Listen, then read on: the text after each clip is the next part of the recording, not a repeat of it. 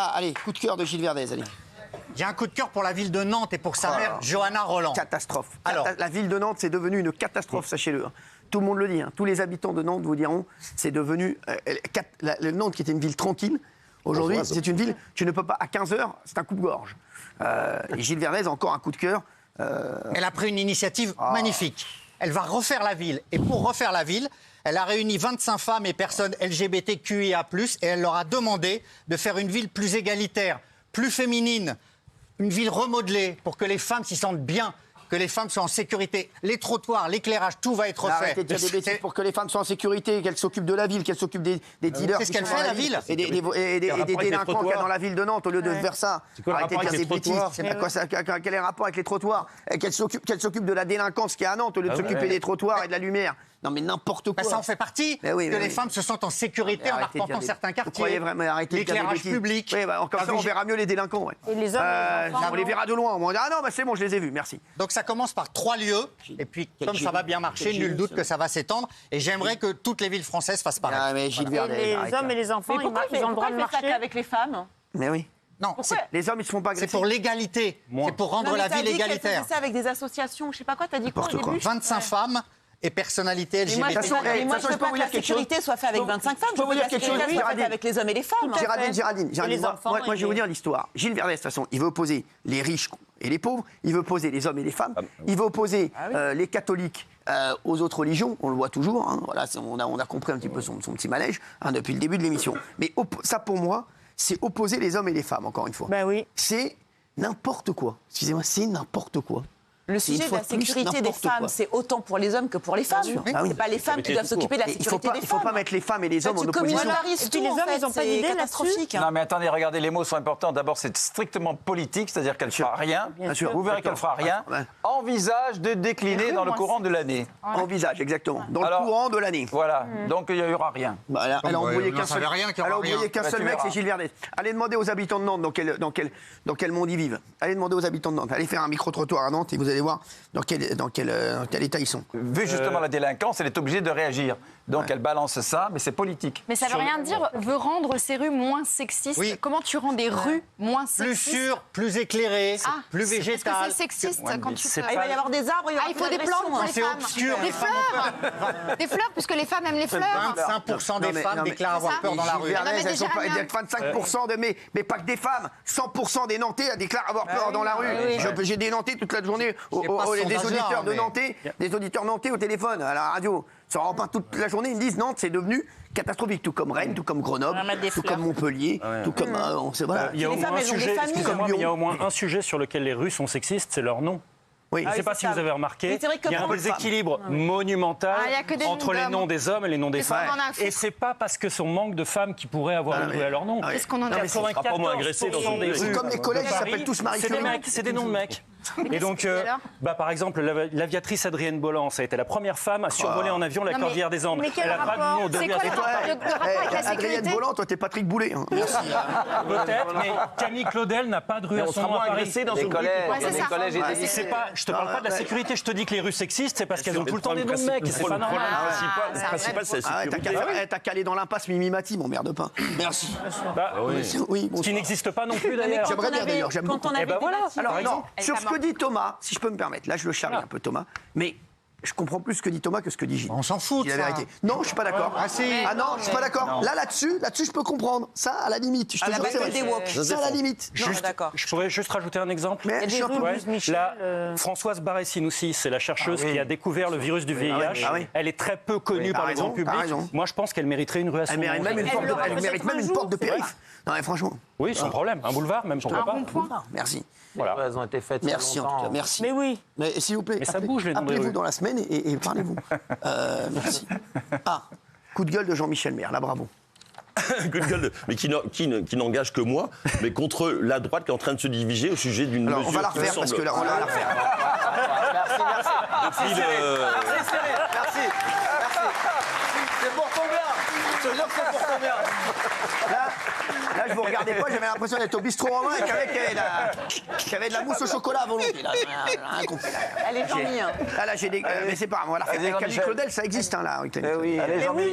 Il y a des écoles, des lycées, des maternelles. Alors, allez, Jean-Mi. C'est un coup de gueule contre qui ne regarde que moi, je précise, parce que je vais en prendre autrement plein la tronche, contre la droite qui est en train de se déchirer sur une mesure qui me semblait. Qu'est-ce qu'ils font, la droite? Se déchire. Parce que j'ai un chewing-gum. Non, ça va, là. C'est pour boucher la dent. On a la droite qui se déchire sur une mesure que je croyais. Ah non, mais là, vous faites exprès. C'est tout à fait compréhensible, il faut être honnête. Dis juste les mots-clés. La droite se déchire sur une mesure que présentait le Rassemblement national, c'est pour ça que je dis que ça ne regarde que moi, qui devait donner la priorité pour les logements sociaux aux Français, voilà, et que ça ne soit pas le premier arrivé qui se serve. Voilà, moi je trouve que les Républicains sont en train de faire barrage à cette proposition à l'Assemblée nationale, que je trouvais une mesure qui faisait un peu unité au sein de la France. Beaucoup de gens, à part toi Thomas, beaucoup de gens pensent que un Français a une priorité sur les logements sociaux qu'un Afghan qui est arrivé 3 semaines plus tôt. Voilà, moi ça n'engage que moi, mais je trouve que c'est juste. Et ça devrait être fait, et c'est en train de être bloqué par les Républicains. Tu sais qu'il y a certains droits... Excusez-moi, je ne sais pas qui vous êtes. Ah bah j'ai décroché depuis longtemps, moi. Ah voilà. Même lui, il a décroché de son histoire. J'avais décroché. J'ai rien capté. Gilles. C'est une sorte de préférence nationale pour les logements sociaux. Oui. Voilà. Et donc lui, il est pour. Voilà. Il est pour. Moi, je suis totalement contre. Mais on sait. On s'en doute un petit peu. Ah non, mais en plus, c'est pas conforme à la Constitution. C'est impossible en France de discriminer. On peut rien faire. Gilles Verdez, si on vous écoute, on peut rien faire. Gilles Verdez, vous voyez bien, la seule chose à laquelle vous servez, c'est mettre des lampadaires dans les rues. Non mais franchement, des lampadaires roses. Non mais si on est président s'il est président de la République, il va signer des décrets, des lampadaires roses dans toutes les rues et des jonquilles dans les parcs. Non, Gilles Verdez, rigolez, qui vous croit, même les LR n'en veulent pas. Mais je parle de vous là. Moi j'en veux pas non plus.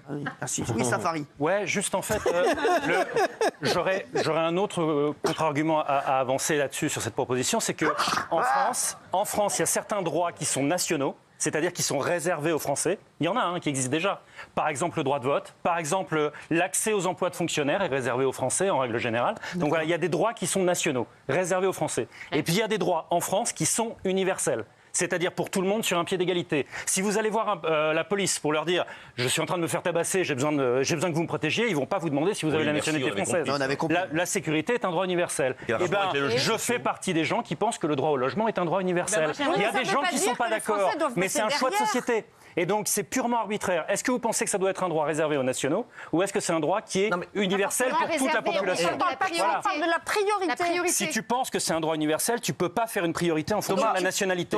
C'est contradictoire. Tu parles d'une situation où il y aurait assez de logements sociaux pour tout le monde. Mais ce n'est pas le cas, donc tu es obligé de faire de prioriser. Pas si c'est un droit universel, justement. C'est comme si tu me disais, tu arrives au commissariat, je pense pas ça. Écoutez, on manque de moyens, vous n'avez pas la nationalité française, je vais vous laisser vous faire agresser. C'est la même logique. Mais arrête. Si. Tu ne peux pas invoquer le manque de moyens pour refuser un droit universel. Ça n'existe pas. On vous appelle dans la cage à tigre, là. Merci, oui. Non, oui, pardon. J'aimerais bien qu'on fasse un référendum là-dessus et je pense que tu serais très très surpris. Parce que je pense que c'est pas une question de racisme, pas raciste et tout. Thomas, tu serais surpris. J'ai pas parlé de racisme ne veulent plus en entendre parler de ça, en fait. Non, mais je comprends. C'est surpris, Thomas. C'est possible que je sois minoritaire, mais être minoritaire sur un sujet ne m'empêchera pas de défendre mes convictions. Moi, j'ai le classement des villes les plus dangereuses de France. Ah. Regardez, c'est incroyable. Alors regardez bien, je vais vous lire le classement des villes les plus dangereuses de France. Ça, c'est extraordinaire. Il y a les maires à côté. Alors, je vais la lire à Gilles Verdez, tiens. Il faut les maires à côté, c'est drôle. Lille, en 1. Saint-Denis, en 2. Ah oui. Marseille, en 3. Bordeaux, en 4. Lyon, Grenoble, Paris, Rouen, Aubervilliers, Vénissieux. Que des villes de gauche. Toutes dirigées par la gauche et les écolos. C'est incroyable. Bravo, Gilles. Bravo Thomas. Oui, c'est incroyable, c'est fou. Quand même, non, mais je ne dis pas que Gilles a tort, mais c'est fou, Gilles. C'est malencontreux. Le meilleur van. C'est intéressant parce j'adore. qu'ils te sortent toujours des chiffres à chaque fois. Là, on sort des vrais chiffres. Ouais, sauf que les grandes villes pauvres ont plus de criminalité par définition et elles ont tendance à être dirigées par des mecs de Bordeaux, gauche. c'est pas une ville pauvre. Non, je dis pas que ça marche pour tout ce que je dis. Non, mais là, il y a pas de Vénissieux, typiquement, tu vas me dire que c'est une ville riche. Lille, c'est pas une ville pauvre. Paris, c'est une ville pauvre. Non, non, c'est vrai. Paris, c'est une ville pauvre. Non, mais il y a des quartiers pauvres dans Paris, par exemple. Marseille. Marseille est une ville pauvre. Ouais, non, c'est ça, ouais. Donc, il n'y a que des villes pauvres. Si Marseille est une ville pauvre, Marseille est une ville Bordeaux et Marseille sont des villes pauvres. Bordeaux, non. Bordeaux, non. Lyon est une ville pauvre. Alors, Lyon, j'ai pas Il y a toutes les plus grandes villes de France. Ah tiens, c'est peut-être une question de taille, même si la taille ne compte pas, dit Jean-Michel. Vénissieux, c'est une des plus grandes villes de France. Merci, allez. Vénissieux est une ville pauvre. Oui, mais c'est pas une des plus grandes villes de France. Ben non. À chaque fois que vous dites un truc, en fait. Et puis il y a des villes pauvres et il y a des villes pauvres où il n'y a pas du tout d'insécurité. Alors, c'est la plus grande ville de France. Donc tu fais un lien, toi. La catégorie de population qui est la plus victime d'insécurité en France, c'est les habitants des quartiers pauvres. En nombre de délits, de délinquance, de tout ce que tu veux. Ça, j'y suis pour rien. Oui, non, mais ça, c'est logique. Restez un peu tous les deux, là. Allez mettre des jonquilles et des réverbères dans les villes. Merci. Et allez débaptiser les rues. Voilà, vous mettez rue Mylène Farmer. Oui. Vous arrêtez d'emmerder le monde. Allez, merci.